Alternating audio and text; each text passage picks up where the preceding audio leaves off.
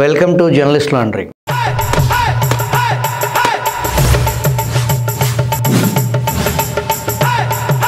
మంత్రి పొంగులేటి శ్రీనివాసరెడ్డికి సంబంధించిన ఓ వివాదం ఇప్పుడు తీవ్ర చర్చనీయాంశమైంది.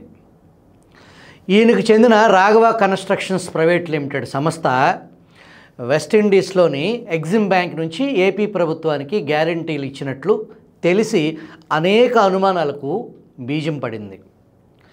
ఈ company Andhra Pradesh state power distribution APSPDCL project దానికి సంబంధించి 800 కోట్ల విలువైన పనులను దక్కించుకుంది. ఇందులో భాగంగా నెల్లూరు జిల్లాతో పాటు పలు ప్రాంతాల్లో ఫీడర్లు, డిస్ట్రిబ్యూషన్ నెట్వర్క్ పనులు చేయాల్సి ఉంది. ఈ పనులు చేపట్టేందుకు ఏపీఎస్పీడీసీఎల్కు రాఘవ కన్స్ట్రక్షన్స్ 80 కోట్ల మేరకు బ్యాంకు గ్యారంటీలు సమర్పించాల్సి ఉంటుంది. ఈ నేపథ్యంలో వెస్టిండీస్కు చెందిన ఎగ్జిమ్ బ్యాంక్ గ్యారంటీలను సమర్పించింది. అనుమానించిన ఏపీ ప్రభుత్వం రాఘవ కన్స్ట్రక్షన్స్కు లేఖ రాసింది. ఆ గ్యారంటీలు ఈ ఏడాది జూన్ 30 నాటికే కాలం తీరిపోయాయని, కొత్త గ్యారంటీలు సమర్పించాలని కోరింది. అంతవరకు బాగానే ఉన్నప్పటికీ ఈసారి ఎగ్జిమ్ బ్యాంక్ నుంచి కాకుండా ఏదైనా జాతీయ బ్యాంక్ నుంచి కానీ, షెడ్యూల్డ్ బ్యాంక్ నుంచి కానీ గ్యారంటీలు సమర్పించాలని లేఖలో స్పష్టంగా పేర్కొన్నారు. అయితే బ్యాంకు గ్యారంటీల గడువు జూన్ 30న ముగిస్తే ఈ నెల 18న ఏపీఎస్పీడీసీఎల్ లేఖ రాయటం విశేషం. హైదరాబాద్లో ఉండే రాఘవ కన్స్ట్రక్షన్స్ కంపెనీ ఎక్కడో కరేబియన్ దీవుల్లో బ్యాంక్ గ్యారంటీలు సమర్పించడం అనేక అనుమానాలకు తావిస్తుంది. దేశంలో బోల్డన్ని బ్యాంకులు ఉండగా దేశం వెళ్ళి అక్కడి నుంచి గ్యారంటీలు సమర్పించడం అందరినీ ఆశ్చర్యపరుస్తుంది. మన రాష్ట్రంలో ఆ మాటకు వస్తే మన దేశంలో ఒక్క శాఖ కూడా లేని బ్యాంకు ఈ తెలంగాణ మంత్రి కంపెనీకి గ్యారంటీలు సమర్పించడం విడ్డూరంగా ఉంది. వెస్టిండీస్లోని సెయింట్ లూసియానాలో కేంద్రంగా ఉన్న ఈ యూరో ఎగ్జిమ్ బ్యాంక్పై అనేక ఆరోపణలు ఉన్నాయి. మధ్యప్రదేశ్లో ఓ సంస్థ డిఫెన్స్ పనుల కాంట్రాక్టు సాధించింది. పనులు చేపట్టే ముందు ఈ బ్యాంకు నుంచే గ్యారంటీలు సమర్పించింది. వాటిని ఆధారంగా చేసుకుని అధికారులు పనులు అప్పగించారు. చివరకు ఆ సంస్థ బిషాన ఎత్తేసింది, పనులను పూర్తి చేయలేదు. దీంతో అధికారులు నష్టపరిహారం కోసం బ్యాంక్ గ్యారంటీలు స్వాధీనం చేసుకుందాం అనుకుంటే వాళ్ళు సమర్పించిన బ్యాంక్ గ్యారంటీలు చెల్లలేదు. వాటితో ఎలాంటి సంబంధం లేదని బ్యాంకు తేల్చి చెప్పింది. దీంతో రక్షణ శాఖ న్యాయ పోరాటం ప్రారంభించింది.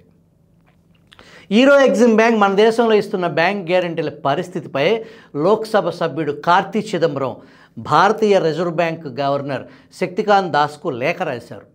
మన దేశంలో ఎగ్జిమ్ బ్యాంక్ కార్యకలాపాలకు ఆర్బీఐ ఎప్పటి నుంచి అనుమతులు ఇస్తుంది, అసలు వీటిని నమ్మవచ్చా, వీటిపై మనకు నియంత్రణ ఉంటుందా, వీటి పరిధిని ఎలా నిర్దేశించారంటూ ఈ ఏడాది జూలై 31న ఆయన లేఖ రాశారు. ఎగ్జిమ్ బ్యాంక్ ఇచ్చే బ్యాంక్ గ్యారంటీలపై లేఖలో ఆందోళన వ్యక్తం చేశారు. గ్యారంటీల విషయంలో రాఘవ కన్స్ట్రక్షన్ సంస్థ నిబంధనలకు విరుద్ధంగా వ్యవహరించింది. రాఘవ కన్స్ట్రక్షన్స్ యజమాని ఎవరో కాదు, తెలంగాణ మంత్రి పొంగులేటి శ్రీనివాసరెడ్డి. జగన్ రెడ్డికి అత్యంత సన్నిహితుడు, జాన్ జిగిడి దోస్త్. జగన్ ముఖ్యమంత్రిగా ఉండగా జగన్ను కలుసుకోవాలనుకునే ప్రముఖులు, రాష్ట్ర ఉన్నతాధికారులు తాడేపల్లి ప్యాలెస్లో పడమర భాగం నాటి జగన్ కార్యాలయం, ఆ ఇంటికి పడమర భాగం, ఎవరైనా అక్కడ కలవాల్సిందే. కానీ పొంగులేటి శ్రీనివాసరెడ్డి లాంటి జాన్ జిగిడిలకు మాత్రం పడమట ప్రత్యేక ద్వారం తెరుచుకుంటుంది. అది నేరుగా జగన్ నట్టింట్లోకి తీసుకెళ్తుంది. అంతటి చిక్కటి సాన్నిహిత్యం సీనన్నతో సంబంధాలు కలిగి ఉన్నాడు మీ బిడ్డ. మీ బిడ్డను మీరందరూ కలిసి మోసం చేశారని మీపై పగతో రగిలిపోతున్నాడు. ఇంకొక అవకాశం ఇవ్వండి, మీ బాధల నుంచి మిమ్మల్ని శాశ్వతంగా విముక్తి కల్పిస్తాడు. శాశ్వతంగా. బ్యాచులర్ ఆఫ్ హోటల్ మేనేజ్మెంట్ లో university first rank, second rank, third rank, sun international, Visakhapatnam, Hyderabad. సరే, అసలు విషయానికి వద్దాం. ఆ సంస్థకు అప్పటి విద్యుత్ శాఖ మంత్రిగా వెలగబెట్టిన పెద్దిరెడ్డి ఒత్తాసు పలికారు. దీంతో 200 కోట్ల బ్యాంక్ గ్యారంటీల విషయంలో ఆ సంస్థ టెండరు నిబంధనలకు విరుద్ధంగా వ్యవహరించింది. విద్యుత్ పంపిణీ సంస్థల పునర్వ్యవస్థీకరణ పథకం కింద దక్కించుకున్న పనులకు జాతీయ బ్యాంకుల నుంచి అడ్వాన్స్ బ్యాంక్ గ్యారెంటీలు సమర్పించాలి. కానీ విదేశీ బ్యాంకు గ్యారెంటీలు ఇచ్చినా సరిపెట్టుకోవాలంటూ అధికారులకు అప్పటి మంత్రి పెద్దిరెడ్డి హుకుం జారీ చేశారు. పెద్దిరెడ్డి మాట శాసనం. అధికారులు గంగిరెద్దుల్లాగా తలాడించారు. దారుణ నేరానికి పాల్పడ్డారు.